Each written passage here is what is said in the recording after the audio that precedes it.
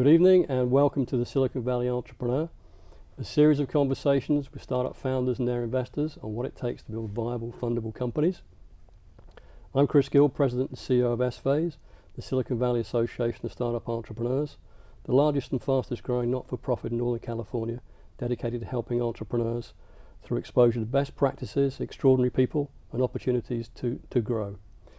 This week I'll be interviewing Jonathan Abrams, founder and CEO of Socializer, and founder of one of the first social networks, Friendster, and Ramu Yalamanchi, founder and chief product officer of High5. So Jonathan and Ramu, good to see you. Welcome to Silicon Valley Entrepreneur, and thank you for coming along. Good to be here. Thanks for having us. Pleasure. Just to set the scene, Jonathan, can you fill in a little background? What led you to start Friendster?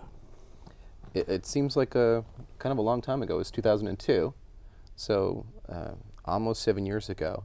And it really was an effort to make the internet a little bit more like real life. I wanted to bridge people's real life offline social context with their internet experience. Okay, and so you can expand that a little bit about how you came to structure Friendster the way it was? Well, I think before Friendster, people sort of used the internet in a very anonymous, isolated, random way. Mm-hmm. You and I might be using the same website, but would have no idea that we're both doing the same thing on the internet. And identity was sort of anonymous. You were CyberDude307 and I was, some handle. And I wanted to actually overlay the way people work in real life. Because in real life, I met you through somebody. I've known Ramu, I think, probably 10 years. Yeah. Mm-hmm. In real life, there's real life social context. And we have our networks, we have friends, we have people we know. And you meet people through other people. And there's this whole context that just wasn't there on the internet.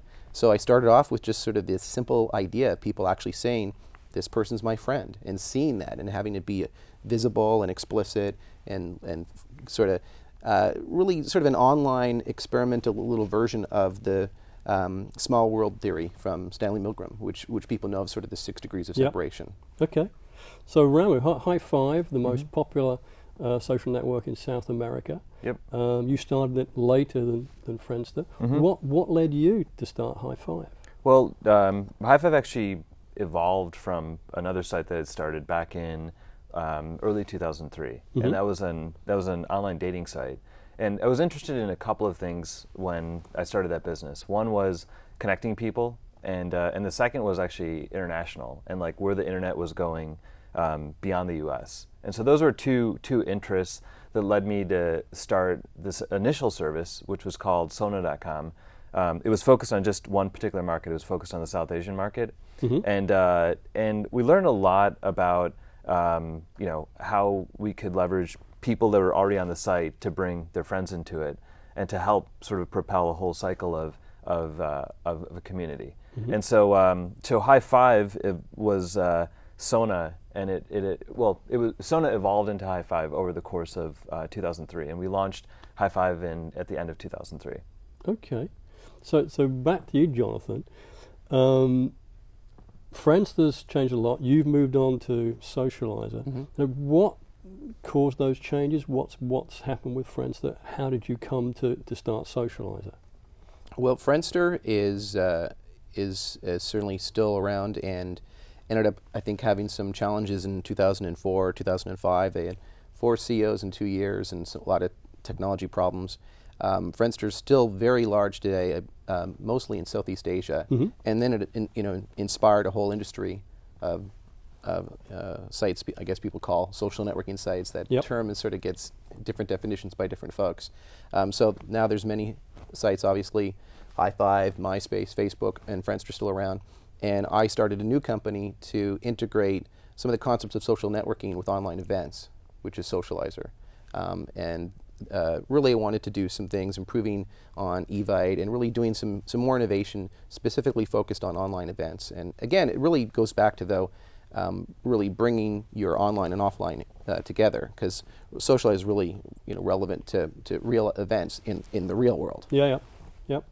And how has High5 developed? You said it morphed out of a previous dating site. Yeah. How was that developed in recent years? It developed, so international, again, was an interest, and mm-hmm. it was a focus for the business since very early on. So today the site's in over 50 different languages, And pretty early in the business, we localized the site, translated it into Spanish was the first language that we went after. So we looked at and saw, the biggest languages on the internet: English, Chinese, and Spanish. Spanish was one that we felt we had a little bit more of an understanding of, or could get more of an understanding of that. And so translated it into that language first. Initially, we did, sort of translations through using professional translation companies, but then started to realize we could leverage our community to help us do translations as well, and to actually nuance the service for all the different markets. And so, so we built a platform where users could help us translate into a variety of different languages. And so now we're in 50 odd languages, all translated today by users. Wow. Initially, it was again translated by professional translators, but that model has worked really well for us, and we've scaled it not only on our own service, but we've scaled it for applications. So if you want to build an application on High5 and you want to get it translated into a variety of different languages, you can do that today as well. Do you have Klingon? Not Klingon. You were talking earlier about enjoying the Star Trek movie. That's true. There's probably a community of people who would like social networking in Klingon. I've seen people who have Klingon and have Star Trek as their home life. So yeah, Sure. There's probably something there. A lot of computer users are into that. Absolutely. And talking about computer users, let's talk. I'd like to get your opinions on the differences that it takes to do something like what you guys did several years ago, what it takes to do it now. So can you expand on your thoughts on that a bit? What's the differences between what you had to go through to do, for instance, Socializer, versus what you're seeing now in people starting Web 2.0 type stuff? I think in some ways things obviously change.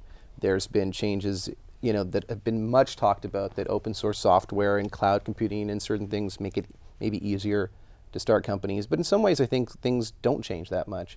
And Socializer is my third company. The first company I started was over 10 years ago. So that was during the 1999 era, Web 1.0 .com bubble and then crash. Yeah. And certainly today, companies don't have Super Bowl commercials and then go public and then, go bankrupt, 2 minutes later. We haven't quite returned to that excess. But even though supposedly Web 2.0 and everybody's supposed to be leaner and more smart this time around, we've still seen a lot of companies that went out and had some little website, but then raised $5 or $10 million, and then 2 years later were shut down. And after hiring a bunch of people, and so to some ways, a lot of things I don't think have changed that much. The big difference for me was when I started Friendster, it was in the post-crash period, and people were not interested in starting new things. People were not excited about the consumer internet, and that may have helped me come up with something that really was sort of a new take on things. And since then, we've sort of been in a pretty long bubble from 03 to 08, where everybody's been really excited about this social media, social web stuff for a while. And I think that actually may make it a little harder for somebody to take a real step back and come up with something completely innovative and new. That's okay. So you started a little bit later down the road. Just a little bit later, but so what are you seeing as differences now? I think there's a bunch of differences. So I mean, if I even think to that time when Jonathan was doing his first company, what was it? Hotlinks, right? And I was at a company called eGroups at that time. I think there's a few big differences. One big difference is just the cost of starting up. So at that time, like if you wanted to build a website, you had to make a pretty significant investment into infrastructure, and you had to go buy your own servers, and there's a certain throughput on how many web pages you could deliver based on your infrastructure. So the cost structure has definitely come down a lot. Now today you can start a company and you could do it in the cloud, use Amazon services or Google App Engine. So I think that's one big difference. The other big difference is the business infrastructure. So if you look back to that time, the ad market was actually much smaller in the US and internationally. And over time, the ad market has definitely grown, right? Today it's, in the US maybe $20 billion or something like that. And but a second aspect of it, which I actually think is more important, is that there's a plug-and-play business infrastructure when you start a website today. So you can go create a site, you can start, generating some web pages and getting people to use your service, and you can go and, get one or, maybe 100 different ad networks today that'll give you some ad tags, plug it into your site, and make it really easy to start making money. And if you try to do that 10 years ago, probably the best way to do that would have been to go and hire a sales guy. Right. So I think those are two key differences. The third is that today, if you're in college, I tried to start a company when I was in college, and actually, started it with 3 or 4 other guys.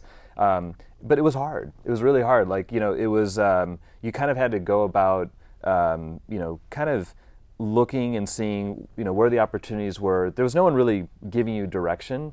And today, if you look at, for example, the social networks, they provide pretty extensive capabilities in terms of how to, build an application and how to basically tailor that application to their audience. So another obstacle or area of friction that's been removed is how do you actually get to customers? Because you can build apps today, and there's, I think, a number of examples of apps on High Five, MySpace, Facebook, where they're built by either one person or a couple of people, and they're very quickly able to get to critical mass in terms of audience, because that's something that's available today that wasn't available when we started our companies, or even it definitely wasn't available 10 years ago. Yeah, you were in fact creating the audiences that are now there as a sort of given, because there's these social people. But talk to me a little bit more about the business models associated with these, because Facebook makes money but struggles to break even. Most of the other social networks seem to struggle to monetize what they're doing. And when I sit through review meetings now, both in the angel groups and I'm in and the VCs, nobody wants to hear about an ad-funded deal. So what are the ways that you do this sort of thing now? How do you get the traffic when there's so many opportunities, there's so many websites, and secondly, how do you monetize something like that? Yeah. Well, I think the investment community tends to go from one silly extreme to another. Okay. And we've seen this now multiple cycles, going from not even questioning whether a website will get to scale of traffic and is suitable for online advertising, to then thinking all advertising is bad, and going back and forth between those extremes. Online advertising is a legitimate business model, but there's this myth that social networking sites don't have a business model, or that Facebook's not making a lot of money. Yep. The reality is Facebook supposedly in 2008 made around $300 million. And Facebook got their venture funding in, when was it? I think it was 2005 from Excel, the first institutional funding. So if you ask most of your VC friends how many of their portfolio companies at year 3 or 4 after first institutional funding They've got $300 million in revenue. Anywhere near $300 million in revenue, that's a good number. You'd realize that the concept that social networking sites or Facebook are actually not doing great from a business perspective is really silly. Whether they're break even or not, I don't know, but I think Facebook has hired a lot of people and has been, really expanding a lot. That's their choice. If they wanted to, I think they could probably bring their costs in line and be profitable. Certainly, their revenue is quite good for a company of their age.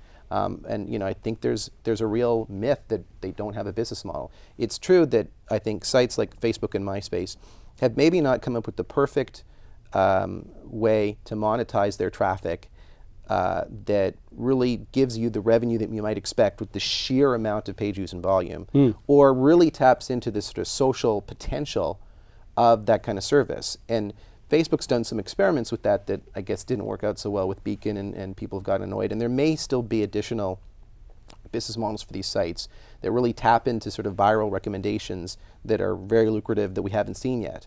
But that's different from whether they currently have a decent business. And and right now, if you have a site with that amount of traffic and you're even doing some not very interesting stuff with online advertising, there's still money to be made, and they are making a lot of money. Okay, Ramu, what's your take on this? I think that there's money in advertising, and these sites make a lot of money in advertising, and we do as well. And there's also other opportunities that are not necessarily advertising related, and that needs to be separated from the investor perspective of advertising's hot today and it's not, it's hot yesterday. Yeah, and it's not hot today. Yeah. It's a function of the macroeconomics and the economy, and that's all, to be taken with a grain of salt. I think a broader question to ask is, what is the business model that fits perfectly or close to that with these businesses? If you think of real world analogies, when you go to Disneyland or Disney World, you pay admission, You kind of get all you can eat. You buy a bunch of stuff when you're actually there. When you go to Vegas, right? You fly to Vegas, stay in a hotel. They make money off you by going to the tables, right? They have business models and ways of getting money from you that allow those businesses to basically thrive, right? I think that needs to be figured out in social networking, and there's a lot of experimentation happening, and it's still relatively early if you look at the number of years that these businesses have been around. We've been experimenting, and a number of sites, I think, primarily outside the U.S., have experimented, and actually many of them have actually proven a virtual currency model where basically users, take real money, exchange it for virtual currency on the site, and they use that virtual currency in things that they're doing on the site.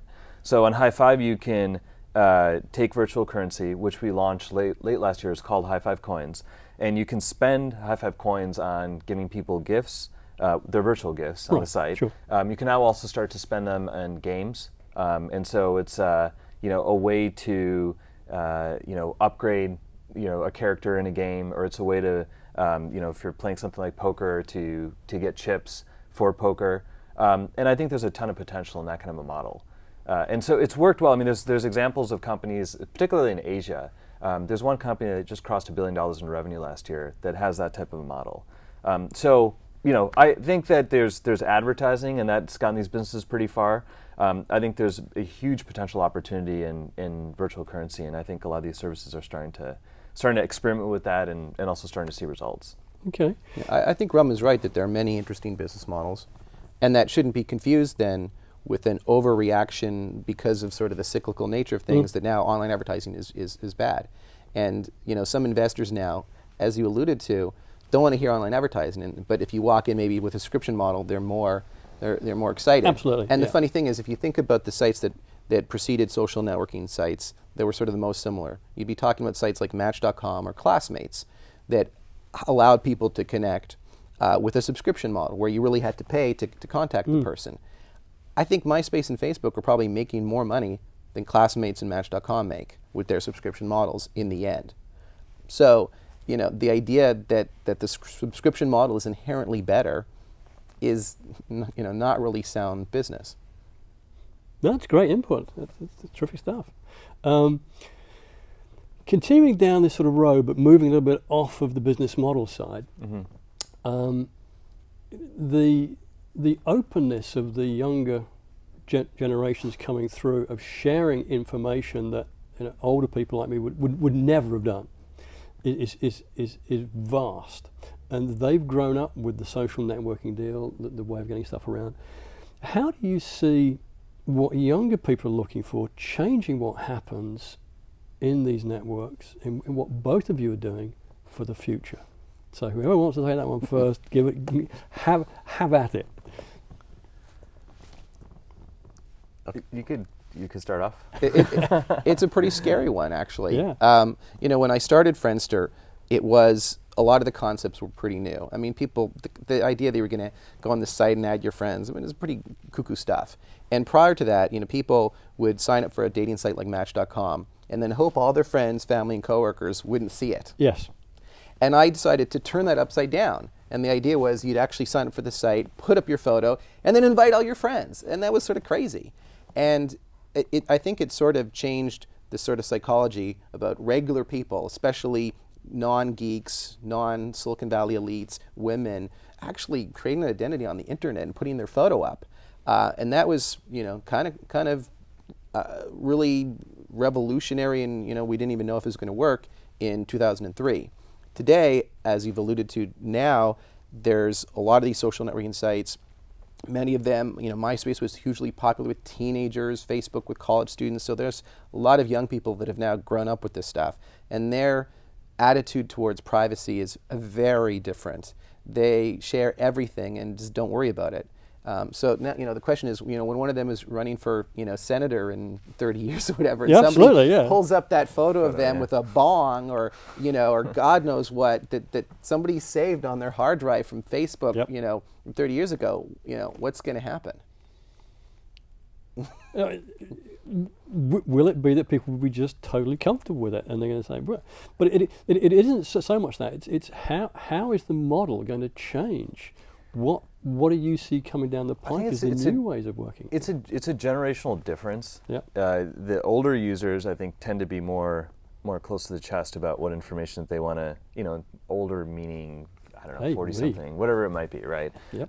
And younger users being high school, college, I think part of it is that they grew up with the internet, and it had probably a different level of impact on their lives, and they didn't maybe get to that point in their life where they were, always closed about information. Yep. They never really reached that. Yep. And I think that's just a very much a generational difference. And how does it change over time? I think it's a tricky problem. I think the only way for it to work faultlessly is for people to actually be very educated about what they're doing online and to understand, when I put this information or this content online, here are the policies related to it, and here's what's going to happen to it. I'm not convinced that that's going to happen so easily. So I think the services out there need to be pretty smart and think about, is this user, there's, I think, a set of users who are very thoughtful about what information they want to share and how they do that, right? And that's honestly, it's not a huge percentage of the users. And I think there's another chunk of folks that you need to kind of look out for them and be almost predictive in saying, they probably don't want to share this, or they may want to share this, and then sort of create default settings and default choices that try and, for the service and for the user, do the best job possible to actually protect that information and put it in a light that the user is comfortable with. Okay. I think Rum is right about the generational difference. Yep. Big difference between somebody who's 40 and 20 in terms of their comfort in sharing stuff on the internet. And the younger people today seem to have no limitation to it. The question I wonder about is when the younger people get older, when they start to have kids or when they have jobs and careers and things like that, are they actually going to change and really want to dial that sharing down and even regret stuff that they shared 10 years earlier on a social networking site? The other question is what happens to the older people who are using social networking sites, because the people over 30 or 40 or whatever, those are now the fastest growing demographics on the MySpaces and Facebooks. Yeah. So now that those people are flooding these sites, are they going to start sharing information like the younger people are? And I have no idea. There's a site called My Crime Space that has documented some of the crimes and bad things that have happened. Yep. Related to MySpace. There have been people who've gotten murdered, gotten fired, kicked to school, lost their job. There is now a quite large amount of people that have misused and abused these services and technologies and suffered the consequences. So, just like anything else, just like a cell phone or a car or any technology, you can get in trouble if you're not thoughtful about it. Okay. Talking about use and abuse of these things, they were started as social. But now, and maybe for quite a long time, businesses are starting to infiltrate the networks to use them for marketing purposes, some of them very heavily. How do you see that changing how the networks are perceived and how they're used? I think it's an interesting intersection of businesses on social networks, and there's sort of there's the advertising relationship, which I think makes a lot of sense, right? Advertisers can find the right target segment, right message, right creative, and all that sort of stuff, and get a high impact on social networks. And I think that makes a ton of sense. There's the I think the area that you're talking about, which is businesses having a presence on a social network, and how does that presence, help their business, and where does that go exactly? I think that that what the need I see this filling for businesses is that a lot of businesses today, small businesses especially, don't have a presence on the web. They still don't have a presence on the web after all these years. And what is an easy way that I can get a presence on the web? And once I have my presence, how do I actually get people that are relevant? Well, social networks make that pretty easy because I can put up a page and put up a bunch of information about my business, and then I have a captive audience there because I know geographically where they're located, I know their interests. There's self-serve ways of buying advertising very quickly, and then building your most your most your best customers, basically the influencers who really love your business and want to talk about it. So I think it's kind of, it needs to evolve in terms of exactly how it fits on the social network, but I think the intent's pretty clear, and then the audience is there, and so it's something that's going to happen. Okay, all right. We're starting to run a little bit tight on time now, so let me ask a couple of things too, if I may, because you're both serial entrepreneurs. You're both still very passionate about what you do. That's apparent. Do you have any words of wisdom for the entrepreneurs watching the show, the younger people coming through? Wow. I think I would encourage people to try to somehow, if it's possible, and I think it can be, really hard when things are still, everybody's so excited about, faddish technologies, Facebook and Twitter and iPhones and stuff like that, to take a step back and try to not do something that's just the same as everybody else is doing, and come up with something really new, and do something that sort of solves a personal problem you have, rather than just sort of jumping on a bandwagon. Because when everybody's doing that all at the same time, it doesn't work out, so great. So I think that's a piece of advice I'd offer. Try to come up with something really that that is different. Right, Ramu? Yeah, I mean, my dad is an entrepreneur and has been since I was like 10 years old, and so I've seen him do business after business, and a lot of the early businesses that he did never went anywhere, to be honest, right?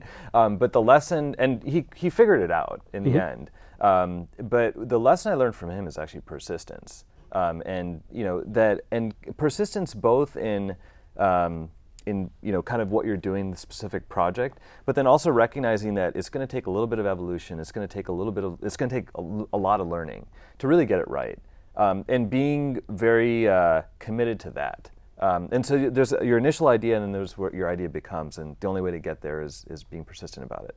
The other thing I would advise is like building a mastermind. So basically a set of people you can actually go to that can either give you advice on a business subject or people or whatever it might be that helps you build your business. Unfortunately, we're out of time, but Jonathan and Ramu, thank you both very much for your time, and thank you and good night from the Silicon Valley Entrepreneur. Great, thank you. Keep talking.